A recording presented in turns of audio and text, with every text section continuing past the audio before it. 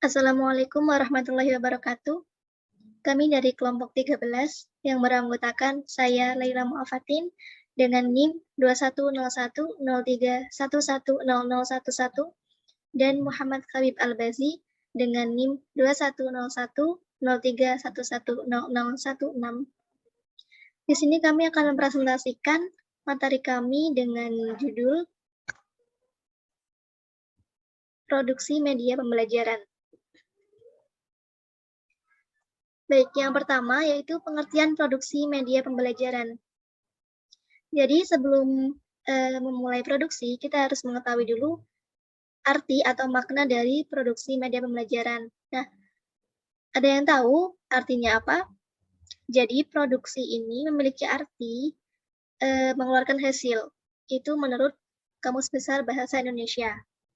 Jadi produksi itu ialah membuahkan hasil atau menciptakan sesuatu yang berguna untuk orang banyak. Jadi memproduksi itu suatu kegiatan yang menciptakan, yang membuahkan hasil barang ataupun jasa yang itu nanti berguna untuk orang banyak. Kemudian arti dari media pembelajaran itu ialah alat bantu yang menjadi perantara untuk menyalurkan pesan-pesan atau materi-materi dari guru ke muridnya atau ke siswanya.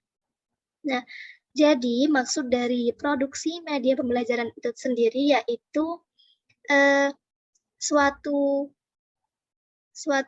kegiatan atau seluruh pekerjaan yang membuahkan hasil, yang mengeluarkan hasil, ataupun yang menciptakan barang atau jasa yang berguna, yang menciptakan alat bantu sebagai perantara untuk menyalurkan pesan-pesan atau untuk menyalurkan materi-materi yang disampaikan dari guru ke muridnya atau ke siswanya dalam proses pembelajaran.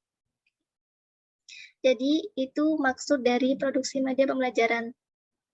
Kemudian yang kedua yaitu hal-hal yang dipertimbangkan sebelum memilih media pembelajaran.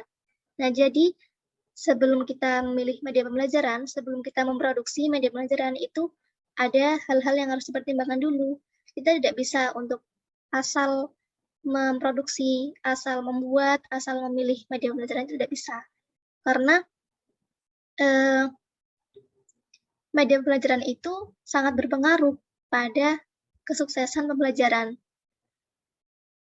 Untuk itu, kita tidak bisa sembarangan dalam memakai media pembelajaran. Nah, jadi apa saja hal-hal yang harus dipertimbangkan, apa saja hal-hal yang harus kita lakukan dulu sebelum kita memproduksi media pembelajaran.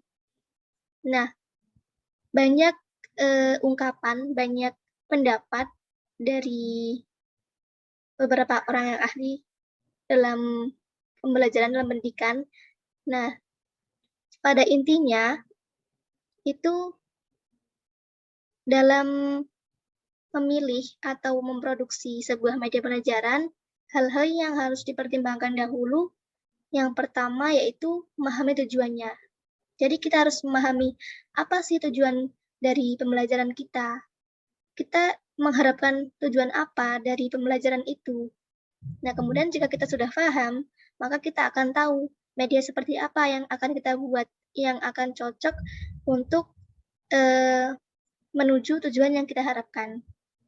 Kemudian yang kedua, yaitu karakteristik siswa dan media.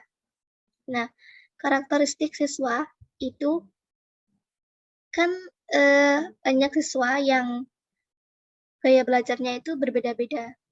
Jadi kita harus mengetahui dulu seperti apa murid-murid kita, seperti apa siswa-siswa kita yang kita ajar itu nanti.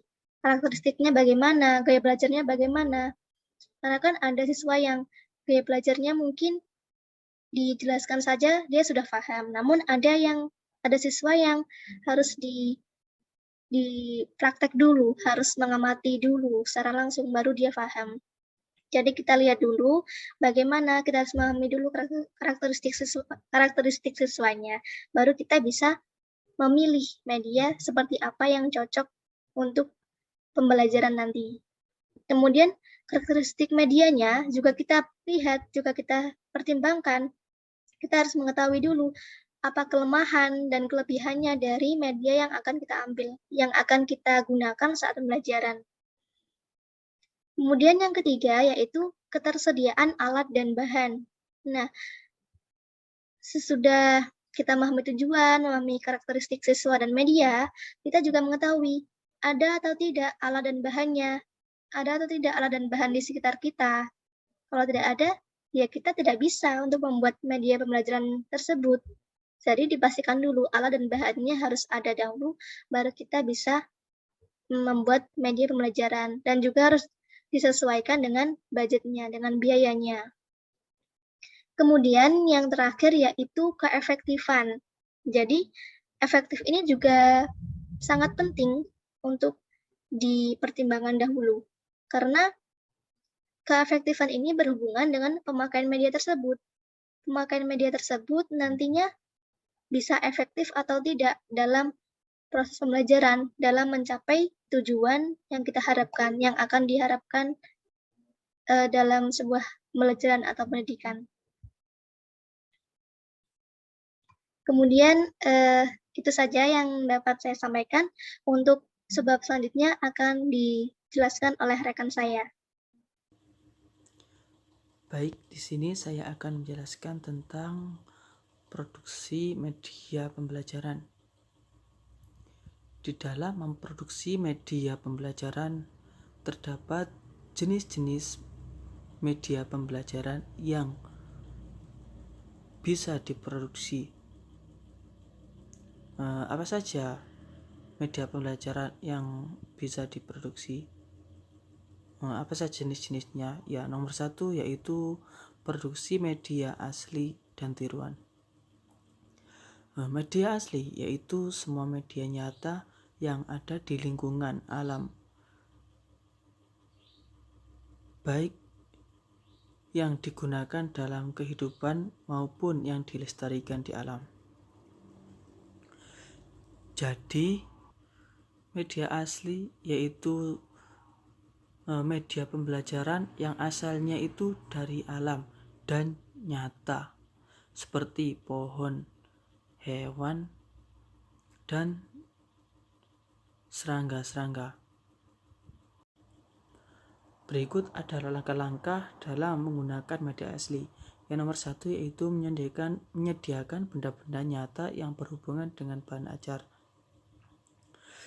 Yang nomor 2 yaitu menggunakan benda nyata dalam proses pembelajaran di kelas. Jadi, yang digunakan dalam media asli ini dalam pembelajaran yaitu media yang nyata, seperti tanaman-tanaman, bunga-bunga, atau serangga-serangga. Itu bisa dijadikan untuk media asli. Kemudian C, ajaklah siswa mengamati secara langsung, kemudian berbicara dengan teman mereka tentang materi yang diajarkan. Jadi siswa tersebut harus diajak untuk mengamati media pembelajaran tersebut. Kemudian siswa tersebut disuruh untuk mengomentari tentang media tersebut sesuai dengan materi yang diajarkan. Kemudian yang D yaitu setelah mengamati dan berdiskusi, siswa dengan bimbingan guru dapat menyimpulkan materi yang diajarkan. Jadi setelah pengamatan dan diskusi selesai, guru dan siswa membuat kesimpulan dari materi yang diajarkan itu tadi. Kemudian media tiruan. Media tiruan adalah media pembelajaran yang mana dalam penerapannya menggunakan media palsu atau media yang bukan aslinya, seperti miniatur kendaraan, bunga plastik, dan lain-lain. Berikut langkah-langkah dalam produksi media tiruan. Langkah pertama yang harus dilakukan adalah menemukan contoh rantai makanan yang dipraktikkan di rumah. Kemudian yang nomor 2 yaitu mencari benda tiruan yang bisa digunakan untuk mempresentasikan rantai makanan, seperti poster yang di dalamnya terdapat urutan rantai makanan mulai yang dari paling bawah sampai rantai makanan yang paling puncak. Kemudian yang nomor 2 yaitu produksi media 2 dimensi. Media 2 dimensi adalah sebuah media pembelajaran yang mana media tersebut hanya memiliki ukuran, panjang, dan lebar yang berada pada suatu bidang datar. Media pembelajaran 2 dimensi meliputi grafis, media berbentuk papan, dan media cetak yang penampilan isinya tergolong 2 dimensi.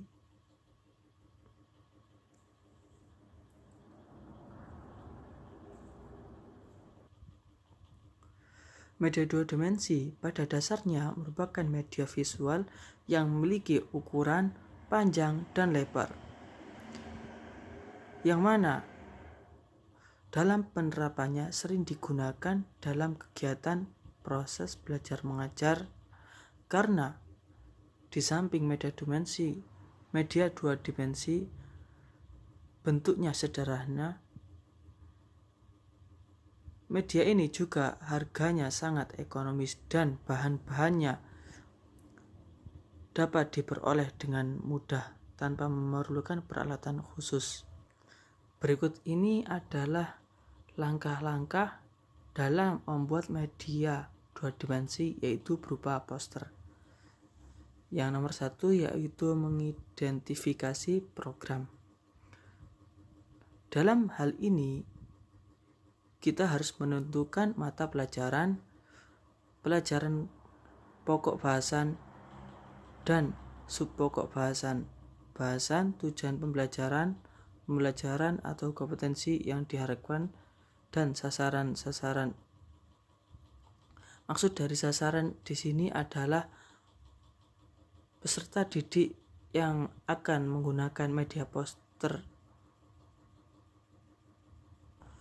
Seperti poster ini akan ditempatkan di kelas berapa.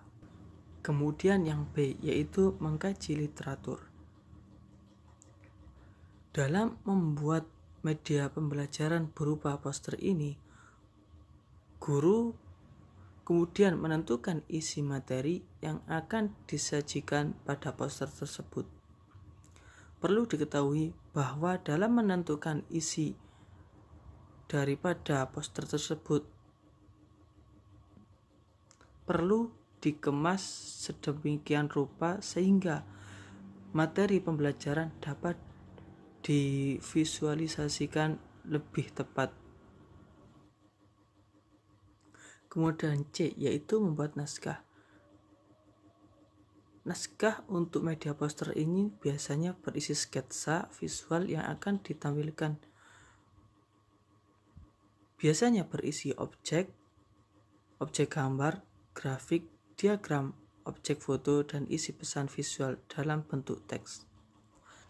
Naskah untuk media poster biasanya diisi dengan tema, gambar visual, tulisan, warna, gambar, dan juga tulisan yang jelas dan menonjol.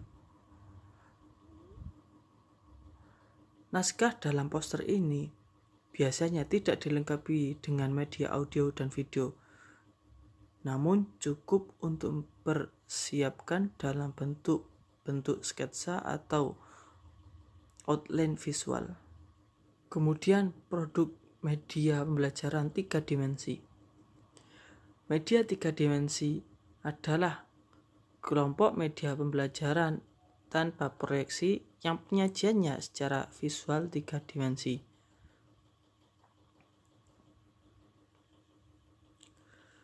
Kelompok media ini dapat berwujud sebagai benda asli, baik hidup atau benda mati,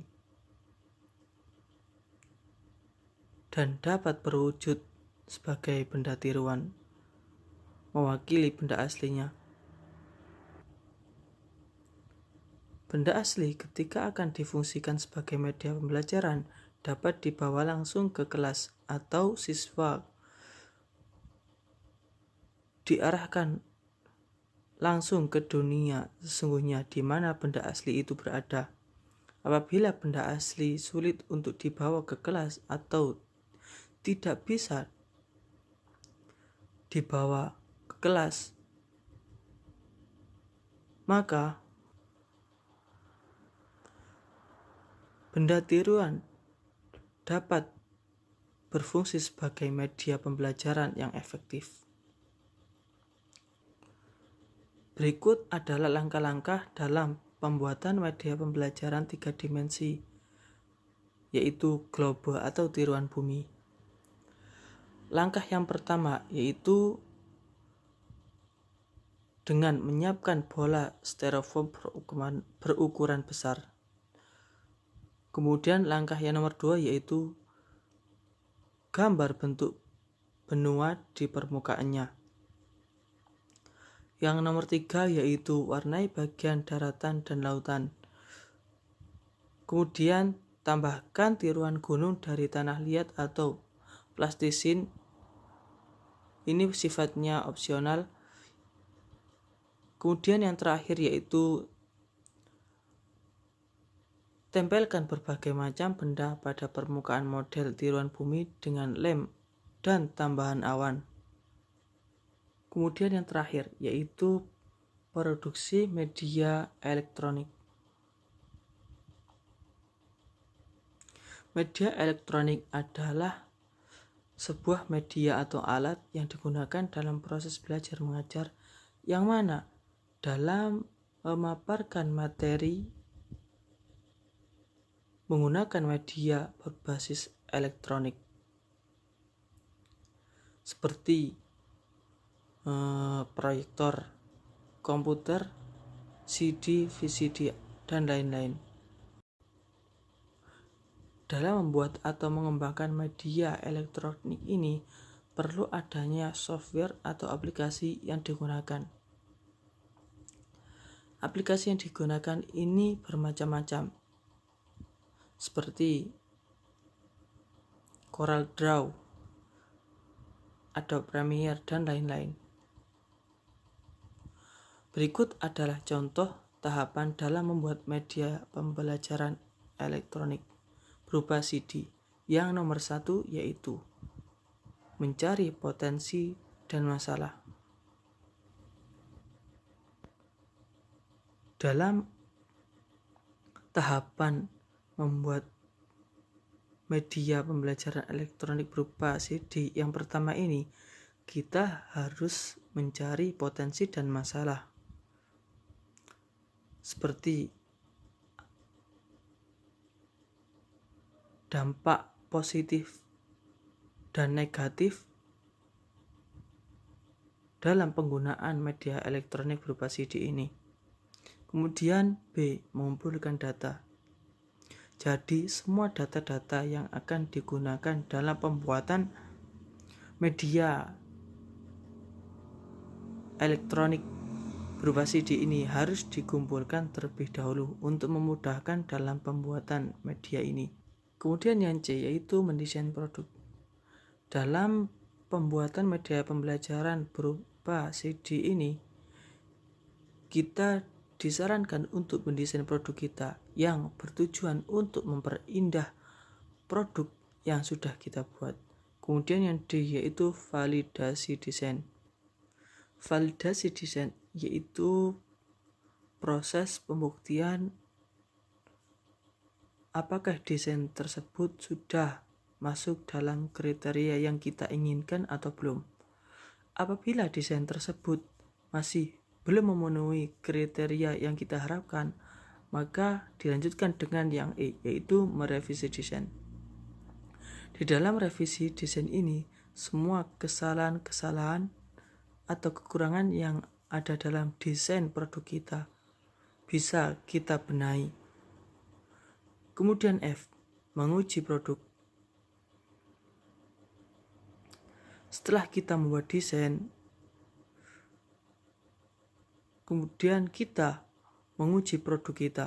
Apakah produk kita sudah sempurna atau belum? Jika produk kita memiliki kekurangan atau memiliki cacat dan lain-lain, maka dilanjutkan dengan yang G, yaitu merevisi produk. Jadi semua kesalahan atau semua cacat dan juga kekurangan yang terdapat pada produk kita bisa kita revisi atau kita perbaiki ulang. Kemudian langkah yang terakhir yaitu memproduksi masalah produk. Setelah produk kita dirasa sempurna dan tidak ada kekurangan sama sekali, maka kita sudah siap untuk memproduksi masalah produk kita. Baik, sekian pemaparan materi dari kelompok kami. Kurang lebihnya mohon maaf yang sebesar-besarnya. Akhirul kalam. Wassalamualaikum warahmatullahi wabarakatuh.